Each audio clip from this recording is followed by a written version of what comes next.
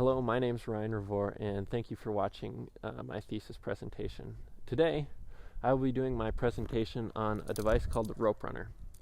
This is what I did my senior research on, and the rope runner is a device used in arboriculture for ascending and descending a fixed line during work. And this device was created out of necessity when the standard moving rope systems or the standard friction hitches and devices used for moving rope systems were no longer suitable for work when transitioning over to fixed line systems. There was kind of this movement within the last couple of years to move from moving rope systems to fixed line systems for various different safety and performance reasons. And kind of the reason that something like this needed to be created was that in a moving rope system,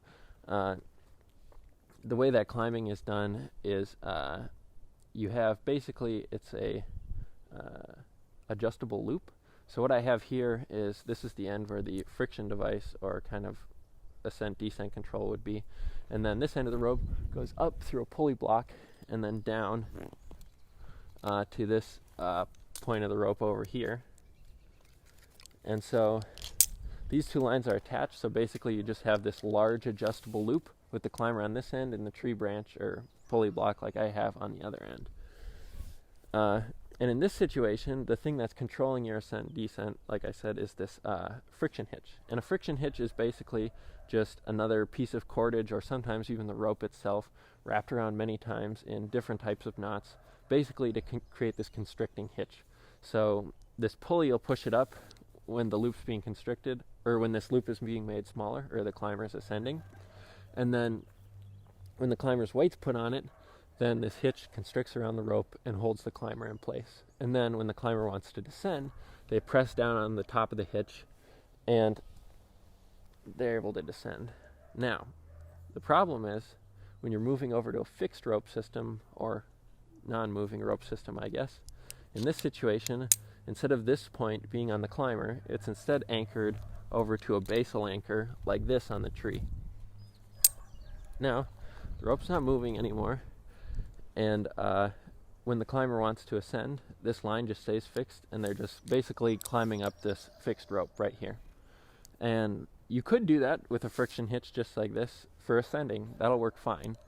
But once the climber wants to descend, now, in this situation, 100% of the climber's weight is put onto the friction hitch. So it is constricting very tightly right now.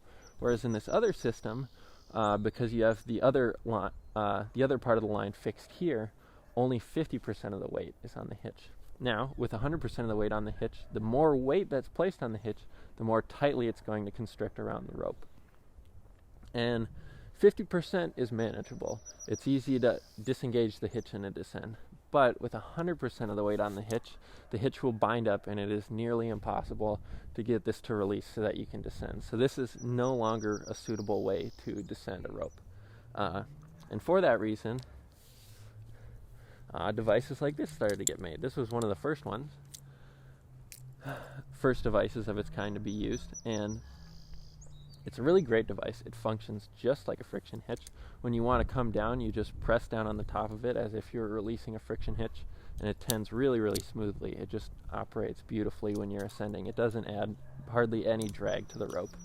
A couple of the problems with this, though, are that this device is very simply machined from just 1/8 inch aluminum, and then these other pieces are machined from just from rounds of stainless steel. Now, the problem with that is it doesn't make it very ergonomic. So when you want to descend, you're placing your hand on just these two pieces of 1/8 inch aluminum. And there's not a lot of surface area there, so you're putting a lot of force on just these small points on your hand, and that can be very uncomfortable. The second, bigger and more important to me part that's dangerous about, or not great about this device, is that it is not very welcoming to beginners. On websites that this is sold on and in the manual, it says that this device is made for professionals, not to be used by beginners to SRS systems, and you have to be very familiar with how this device functions and what its capabilities are. Now, the thing that makes it so dangerous to a beginner is one, someone who's not very familiar with even hitch cord systems or anything else isn't really going to even know how to descend on this. It's pretty straightforward how you go up. But when you're descending, the way this device functions is all friction systems are being slowly bypassed when you're pressing down on the top of it.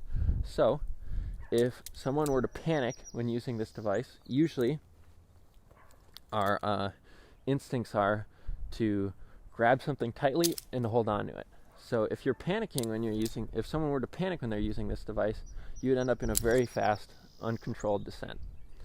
And that's because in this system, pulling the device tightly is going to disengage it, whereas in other systems with either anti-panic functions or just more designed with safety and panic in mind, you would be stopped on the rope if you grabbed onto something tightly. With this device, that's not the case. Even if you had a brake hand down here, there's no friction advantage like there would be in other devices. So when you press onto it, the device and your weight would just fall on your hand, probably push it off the rope, and then you would fall until you either release the device and it caught again, or until you hit the ground. So these two problems, the ergonomics and the safety and accessibility, were two things that I wanted to improve with my research on this device. And I got inspiration from two places on how to make this device safer. The first idea that I had comes from basically auto block belay devices, and usually they're only used for descent. In tree work, they're typically you'll never see them being used for ascending a tree. And I have one. Here we go. And the way they work is it's just a round cam that the rope goes into, and when weight's placed onto it, the cam pinches the rope. Now, to facilitate descent, the way that's done, it kind of comes in two parts. The cam can be controlled by this handle here. So as the handle's brought back, and I just triggered part of the anti-panic function there, but as the handle's brought back, it releases the cams. The more you pull, the more it releases the cams squeezing of the rope. So with one hand, you can be releasing the cam, and with the other hand, you can be braking or having this hand as an active brake hand. So it's just doing a little bit of fine-tuning, and if you were to panic and pull this back all the way, there's still friction in the system, or a friction advantage in the system. So if you pull tight with this hand, you'll be caught, and you won't just go hurtling down towards the ground. Now, what I wanted to take from this device was the idea of the handle. I thought this would be a great way to make it ergonomic, and a handle is pretty recognizable among many different devices as a way to facilitate descent. Now I just needed to figure out where I wanted to put that handle, and the second place where I got inspiration from was from the guy who actually made this device. And before he invented this device, he invented a device called the rope wrench, which allowed climbers to still use these same hitch-based systems, but it added a friction device, which is called the rope wrench. Here it is. And basically, this is the friction device, and it's installed above the hitch cord system, and then tethered to the person where the other end of the rope would normally go. So with this system, this friction piece, when you're ascending, goes passive on the rope and doesn't add any friction. But when the climber descends, it cams into place and places friction onto the line. So now the friction hitch is only handling 50% of the climber's weight, and then the climber can descend using the friction hitch. But in this system, what happens is if you were to disengage the friction hitch all the way, there is still friction being added by the rope wrench at the top. So if you say have a braking hand down here to do fine controls when you're descending, and you were to bypass this all the way, you would still have a much easier time catching yourself because you're only controlling 50% of your weight. Now, what I liked about this is you can see that there are some similarities between the rope runner and the rope wrench. The rope wrench part is actually the top friction component on the rope runner. So what I wanted to do was with the rope runner, I wanted to make it so that this friction piece would still be active when you're descending, so that if you were to panic and bypass the other friction points of the device, you would still be able to catch yourself with a braking hand because you would have a friction advantage here, being engaged at the top of the device during descent. So the way I decided to do this was to put the lever on this kind of middle friction assembly here. And in doing that, when the lever would be pulled down, then just like in the Grigri, this bollard is pulled away from the friction plate back here, and all of the only friction left in the device is a little bit from this pulley system, but more on the top of this bird right here. So then you could have a braking hand that could engage this, or that could use this friction piece up here to its advantage to control descent when you're coming down, if you were to bypass this part with the lever. Now, the problem that I had with this is that I made the lever decently long, but I didn't make it too long because I didn't want it to stick out too far from the device and get caught on stuff. And you had to still put quite a bit of force on it to disengage this part of the device. It was basically kind of like a seesaw, like you're transferring your weight from your attachment point here to the lever to get yourself to come down, and you had to put a lot of force over here to be able to kind of, in a way, you're kind of lifting yourself up to disengage this friction point right here. So what I needed to do was model this, some part of this assembly, to figure out how I could make it so that I would need less force to do that. So that's what I did, is I modeled this layout of the lower system down here to figure out how I could alter it to make it so that it would be easier to descend with the handle. So here I have a crude drawing of the rope runner, and we can see this red here is the rope's path through the device, and the all the black components are pieces that would contact, or are intentionally made to contact, the rope and cause friction. So since I wanted to model this lower portion to make it easier for a handle, when the handle's pulled down here, it'll be lifting up, it'll be kind of attached to this side plate, which will lift up this component here, which will cause this lever here to no longer, or to squeeze the rope less and less the more this handle is pulled. So I modeled this lower part in Mathematica, and just to quickly go through some of the theory that I was doing, I wanted to know, based on some weight of the climber and orientation of the device, as well as then the manufacturer's specifications and the diameter of the rope, what the force would be squeezing the rope. That was what I wanted to know. Now, first thing I started off with doing was just to get a couple different angles, or first I have to get a bunch of angles, because I'm going to need to know what this distance is from here, the pivot point on the kind of friction lever here, to where it's going to be contacting the rope, or applying that force. So these first couple angles will just allow me to be able to get this distance D9, which is the distance from this point here to this point here, where it's contacting the rope, to from where the pivot point is perpendicular to this face right here. And then once I knew that, I used this relationship, these relationships here, to get what the angle would be between the force weight of the climber and the force tangent, the force perpendicular to this face here.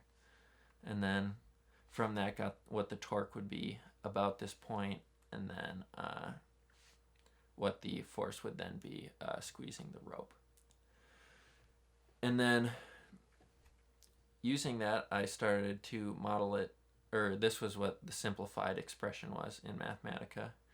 And then I began to model it in Mathematica. And what I did to start off with first was just to put in all of the manufacturer's original measurements for the device, and then I just set the rope diameter to just be like 11, which is a pretty median rope width, and then just put it through a range of orientations, so these different theta angles, just to get this baseline to see how much force is being applied for different orientations of theta. And going ahead with that, it's kind of a median force of about maybe 1,000 to 1,200 kilonewtons is what I was shooting for. So then I modeled it at just some median theta and put in the manufacturer's measurements for everything else except for this distance on the plate here and this offset right here, which is just the angle between these two points. So it'll be basically the offset from the orientation theta, what that initial offset will be to the force. So I have this offset here and then the distance d7, d7 will eventually just mean how much space the rope has to go through when the device is all the way open, which ends up being pretty important. And from what I could see, the larger the offset was, so at about this 45-degree offset, it was more, not really constant, but there was a smaller change in force based on a change in D7. And I thought that would be important because kind of that lesser rate of change means that for different rope diameters, the device is still going to perform relatively the same. There will be less of a change in performance based on changing rope diameters. And the other thing that it means is the more aggressive the offset is, then the shorter the distance is between where the side plate connects to the tether and where it connects to that friction lever. So meaning when I pull down on the handle, then since there's less of a distance there, then there's less torque needed to be applied by the user to kind of begin to descend. So going ahead with this, I decided to select the maximum offset for the plate that I would end up make it 45 degrees. And then for D7, right here I just ended up using kind of a squished rope diameter of 10.7 millimeters. But because I wanted to be able to use it with all of my ropes, I ended up deciding on a D7 of 31 millimeters. And the reason for that being this was the minimum distance that there could be and still allow a 13 millimeter rope to pass through here. Yeah. And so from here I 3D printed this out and then used those as forms while I just kind of copied this down onto a piece of aluminum and then cut it out and put it on the device. So here we have the finished product, the handle and the side plates. This works really great. I was really impressed with it when I climbed with it, and it is much easier to use the handle than it was with the original side plates. And it's also easier to use the original way of descending with these new side plates, but I still would definitely prefer the handle, maybe even as like training wheels for like a new user to be safe when they're learning how to use this device for climbing. But yeah, it's definitely much more ergonomic to use the handle, and I do think that this setup is much safer, since now when you're descending, this friction piece is still engaged so that you can control your descent with another braking hand on the rope. And yeah, I think I got done what I wanted to get done. The only thing I would like to do in the future is maybe have this handle streamlined and maybe put a spring in there so it returns automatically to the housing when it's not being used, so it stays safe and out of the way. and also maybe make it not from 3D printed plastic, because I've broken a couple of these. Not this one. This one's lasted for a while.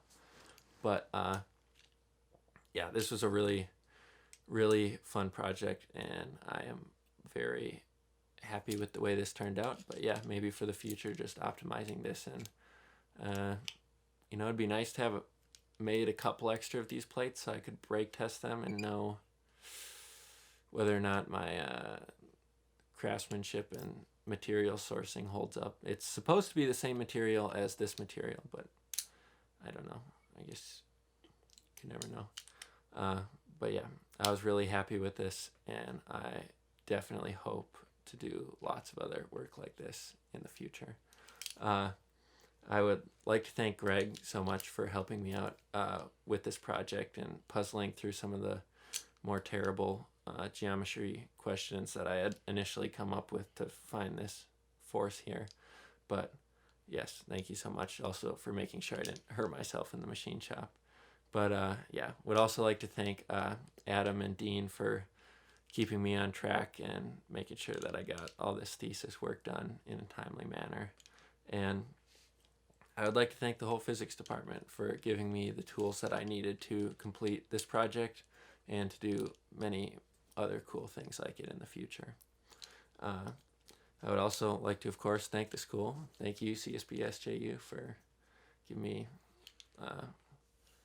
the good environment and people to do this. And yeah, I'd like to thank my peers and friends for being excited about this project and keeping me excited about doing it and keeping me motivated to do cool stuff like this. And also, big shout out to Kevin Bingham, the person who invented this device and the rope wrench, and also to Richard Mumford, who does a lot of testing and modifying with devices like these. He's a real cool dude, and that's definitely where I got my inspiration for this project. And yeah, thank you for watching. I hope it was fun to watch. Bye.